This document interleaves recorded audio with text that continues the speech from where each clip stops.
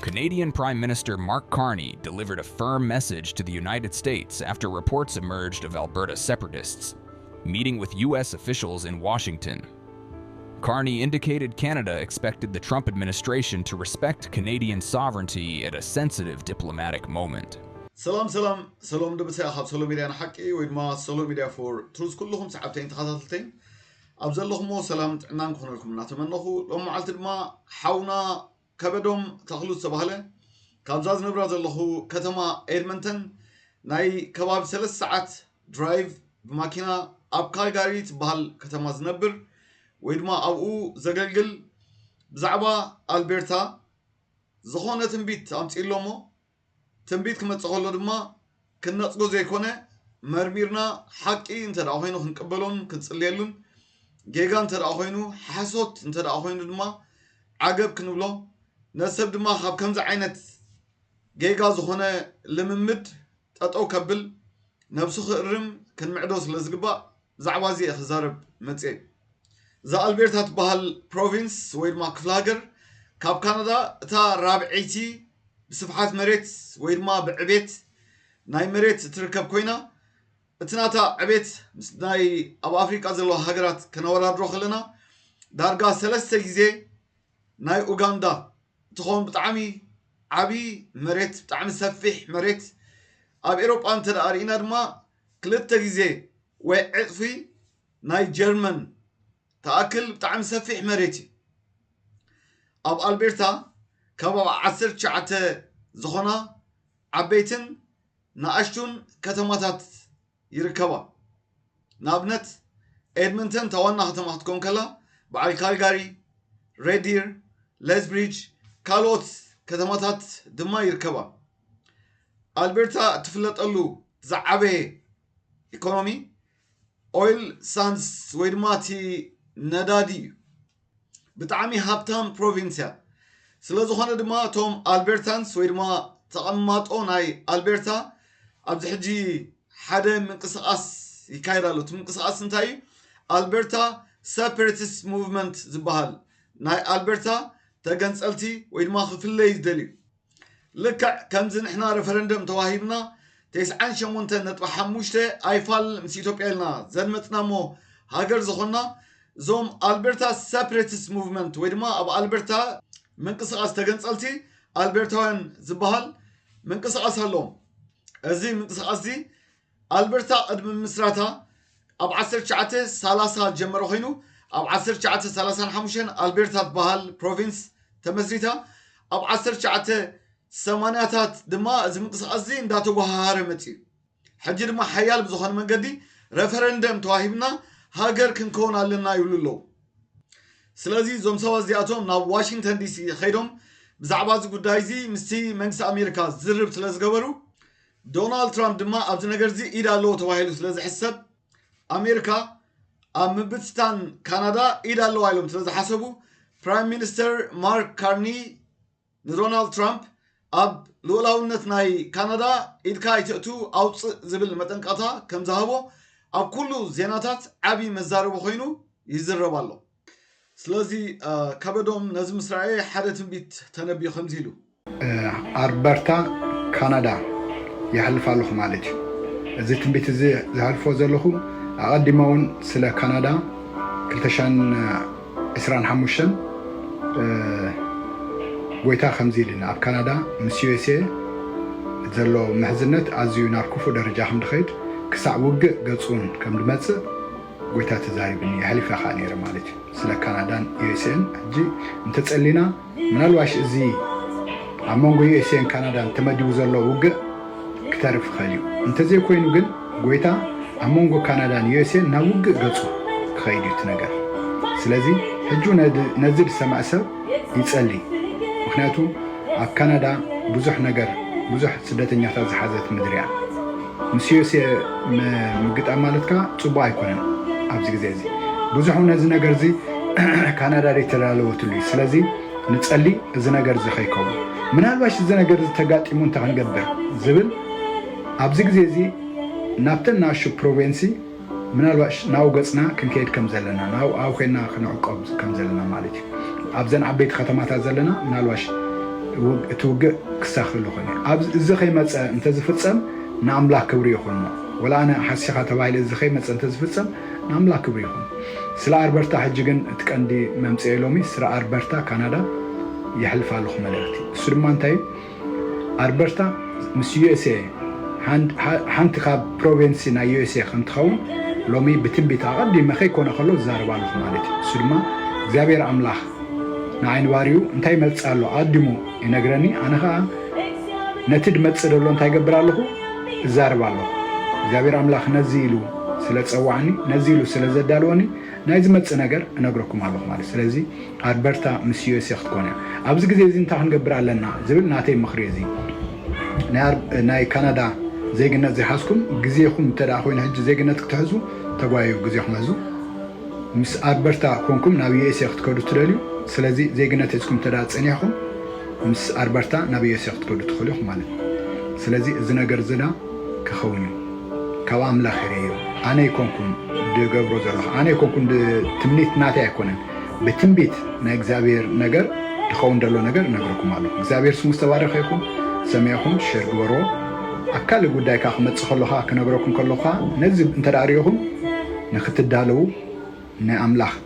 حساب نعم أملاك مهرر نخد قبلوا يخونكم سلازي زابير واركم زي ملخت زي حد صار ملخت تحليف الله تبارك تقلل زبالة ملختنا هاي التنبيت زي أمريكان كندان ناوج كأتوين كواجعين أنت تسألينا جن أزوج زي كتر في خلي زبلي حجي أزي مهدامي من البات التنبيت زي أنت رادي تفتيمو سلاز تسألنا يتعرفون مبالي أما تعرف قدوس صلوت سلازة تصلي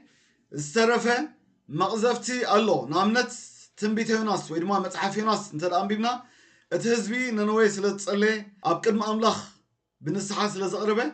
أملاخ دما اتخقطعهم حسيبو زنبرة مقطعتي كم زقدفو متحف قدوس نقرنا إلياس تباهله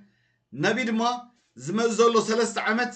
تأميت كخوني ومسبلة تأميت كم تخوني متحف قدوس نقرنا حجي أملاخ انت دايلو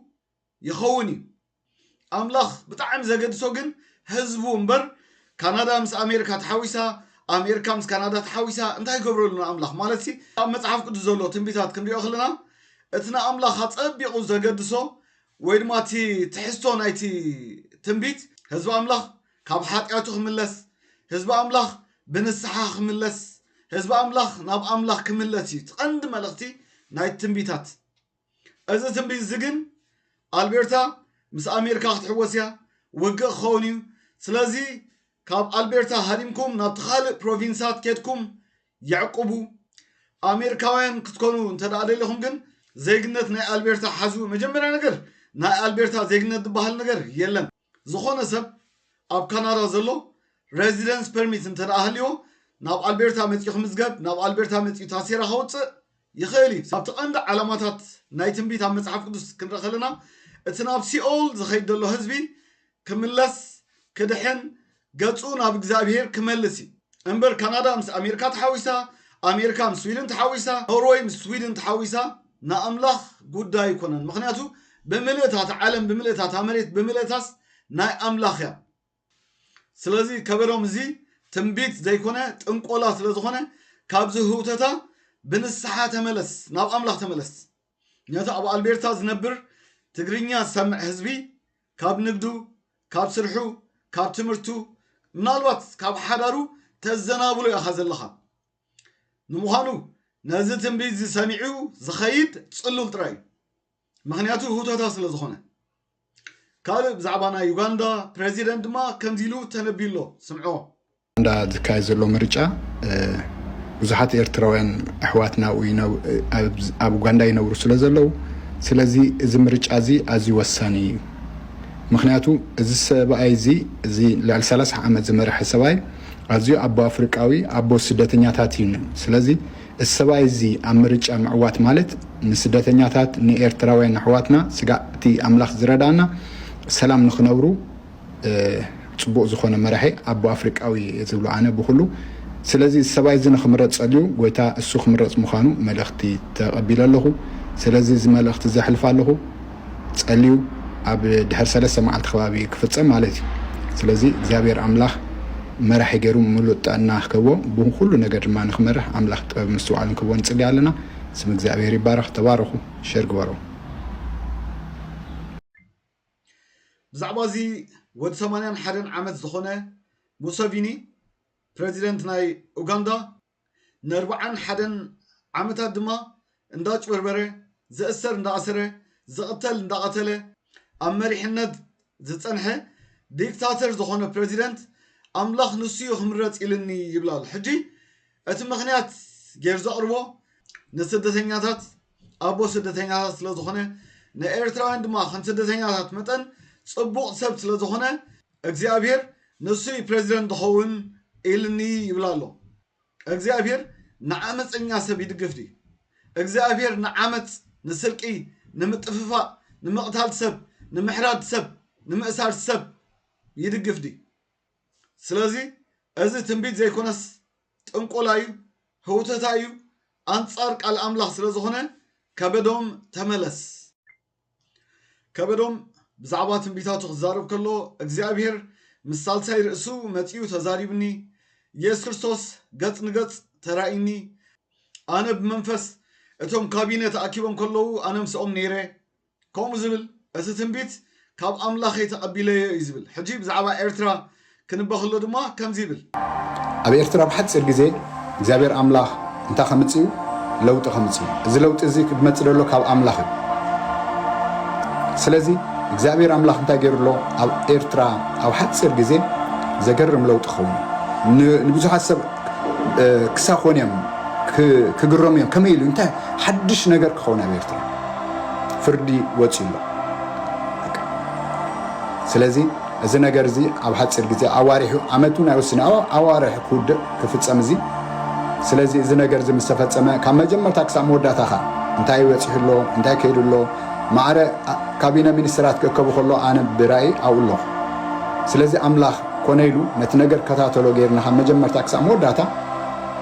ሕጂ ግና ኣምላኽ በፂሕና ኣሎ እንቋ ሓጎሰና ኣምላኽ የበለኒ ኣይዛረብኒ ኣምላኽ ተይልኒ ግን ክዛረበ እኳ ትንቢት ብዙሓት ሰባት ብዙሕ ሕቶ ሓቲትኩም ኣለኹም ግን ገለ ሕቶ ክሰግረን ስለዘይከኣልኩ ክምልሰን ኣለኒ ማለት ስለዚ ንኩሉ ሕቶ ክምልስ ኣይክልኒ ንገሊአን ሕቶ ግና ብርግፅ ዝያስ ክምልስ ኣለን ብፍላይ ሓንቲኻ ዝያዳ ክምልሳ ስለ ዘለኒ መፅአ ዘለኹ ማለት ስለዚ እቲ ቀዳማይ ካብቲ ነዚ ክሕልፍ ዝገበረን እንታይ እንተዳይልና ኣምላኽ ስለተዛረበኒ ምስ ጎይታና ኢየሱስ ክርስቶስ ገጽ ንገጽ ከምዚያ ኮይና ስለተዘራረብና እዚ ነገር እዚ ሕጂ እውን ኣይኮንኩን ስለ ትራምፕ ክምረፅ ኢለ እውን ሓሊፈ ኣለኹ ስለ እስራኤል ሕጂ ምፍራም ረኺባቶ ዘላ ፅቡቅ ነገር ምዃኑ ክተኣትዎ ከላ ትውግእ ዛሪበ ኣለኹ ስለ ኮሮና ክመፅእ ከሎ ኣብ ቸርች ነዚ ትንቢት እዚ መጀመርታ እውን ኣብ 2019 እዩ ኣብ ቸርች ኣቕሪቡ እዮ ግን እንታይ ነገር እንዳማዕበለ ከይዳ ኣሎ ኩሉ ከዓ እንዳነገረ ንመፅእ ስለ ዝነበረ ጎይታ ሕጂ ግና ተወዲዩ ሕጂ ቅድሚ ሕጂ ዘይገለፅኩልኩምን ገለ ነገሩን ገልፀልኩም እዩ ማለት ስለዚ ሓንቲ ቃል ናተይ ይውስኽኒ ኣምላኽ ዝበሎ ይገብር ብፍላይ እዚ እንተተፈፂሙ ክነጣቃልካ ኢና እንተዘይተፈፂሙ ድማ ጣቃየት ናይ ሰብ ፀርፍን ምንም የብልን ግን እታ ናተይ ንእሸ ነገር ክነፅራ ዘለና ነገር ስለ ዘለኒ መፅአ ዘለዎ እዚ ድማ እንታይ እቲ ግዜ ዝበልኩም ኣብ ኣዋርሕ ኢለ ወይ እውን ኣብ ሓፂር ወርሒ ኢለ ኣቐሚጥ ኣለኹ ስለዚ እዚ ኣምላኽ እንተዳይሉ ፍጹም እንታይ ይዛረብ መሲልኩም ንሓንቲ ሕጂ ኣብ እዚ ዓመት እዚኣ ከይተወድአ ከሎ ጉዳይ ከኣምላኽ ክውዳእልኪ ኢለያ ብርግፅ ድማ ወርሕን ገል እንተሪፋታ ካልኣቲ ዓመት ትናታ ነገር ተወዲዩ ብርግፅ ማለት እዩ ኦኬ ስለዚ ኣምላኽ ክዛረብ ከሎ ግዜ እንተዳ ተዛሪቡ ልክዕ ግዜ ድዛረብ ስለዚ ኣነ ኸዓ ፍልቲ ግዜ ምተዛረብኩ ነይረ ኣምላኽ ተዛረብ እቲ ግዜ ኣቐሚጥዮ ዘለኹ ናተይ እቲ ካልእ ግና ኩሉ ተዛሪብዮ ዘለኹ ግና ካብ ኣምላኽ ስለዚ ካብቲ ካብ ኣምላኽ ተዛረብኮ እንተዘይተፈፂሙ ኣነ ሓሳብ ኣብ ቅድሚ ሰብ የተዛሪበ ኣብ ቅድሚ ሰብካ ክንስራሕ ማለት ፀገም ብለ ጻድቕ እዩ ዝንሳሕ ብምንሳሕ ካልኦት ክንስሑ ካሊእ ድመስሎም ግን ጻድቕ እዩ ዝንሳሕ ምንም ነገር በዚ ነገር ክሳይ ብለኝ ገዛር ሰይ ዝነብሮ ነገር ብለኝ ስለዚ እዛ ግዜ ዝብል እዚያ ዛሪበ ኣለኹ ካልኣይካ ብመን እዩ ዝኸውን ኢልኩም ካ ሓቲትኩምኒ ብዶክተር ኣብይ ድዩ ወይሲ بتقاومت ديو وجن بدكتور أبي أيقونة بتقاومت أيقونة كابز قرمكم اتي قند زحزن زخونلو توم تقامتخا توم دغفتو دما بزح كحزنيم اسخا بماخلهم سلاز فصم بوم سلاز فصم ማለት ስለዚህ እንታይ ክላበው ነው ሁሉ ኤርትራዊ ድሕር ዝ ነገር ሁሉ ግዜ ሓደ መራሒ ደጋፍለዎ ተቃውማሉ ሁሉ ግዜ ስለዚህ ምሕረት ናይ ምሕረት ልቢ ይሃልዋና ምሕረት ልቢ ይሃልዋና ድሕር ዝ ኩነት ነንሕልና ምሕረት ንገባበል እግዚአብሔር አምላክ አምጪልና ዘሎ መራሒ ድማ መልኩዑን ገሊን ኩሉ ነገርኩም ግን አገዳስነቱ ስለዚህ መንግስት ኤርትራ አውሽጢ አዋርሕ ካብ ስልጣኑ ኾረዲ ንህዝብ ኤርትራ መፍትሕ ክመጽእ ካብ ወርሒ ዝሓፀረ ግዜውን ክኸውን ይኽእል እዩ ድሓር እቲ ህዝቢ ምስ ሓተቶ ግን ከምዚ ይብል እኳ ትንቢት ብዙሓት ሰባት ብዙሕ ሕቶ ሓቲትኩም ኣለኹም ግን ገለ ሕቶ ክሰግረን ስለዘይከኣልኩ ክምልሰና ኣለና ማለት ነዚ ትንቢት እዚ መጀመርታውን ኣብ 2019 እዩ ኣብ ቸርች ቀሪቡ ግን እንታይ ነገር እንዳማዕበለ ኸይዳሉ ኩሉ ኻ እንዳ ነገር ንመጽእ ስለ ዝነበረ ጎይታ ሕጂ ግና ተወዲዩ ሕጂ ቅድሚ ሕጂ ዘይገለጽኩልኩምን ገለ ነገሩን ገልጸልኩም ማለት ስለዚህ ሓንቲ ቃል ናተይ ውስኽነ ኣምላኽ ዝበሎ ይገብር እታ ናተይ ንእሽተ ነገር ክነፅራ ዘለና ነገር ስለ ዘለኒ መጽእ ዘለዎ እዚ ድማ እንታይ እቲ ግዜ ዝበልኩም ኣብ ኣዋርሕ ኢለ ወይ እውን ኣብ ሓፂር ወርሒ ኢለ ኣቐሚጥ ኣለኹ ስለዚ እዚ ኣምላኽ እንተዳይሉ ፍጹም እንታይ ዝዛረብ መሲልኩም ንሓንቲ ሕጂ ኣብ እዚ ዓመት እዚኣ ከይትወደእ ከሎ ጉዳይ ከኣምላኽ ክውዳእልኪ ኢልያ ብርግጽ ድማ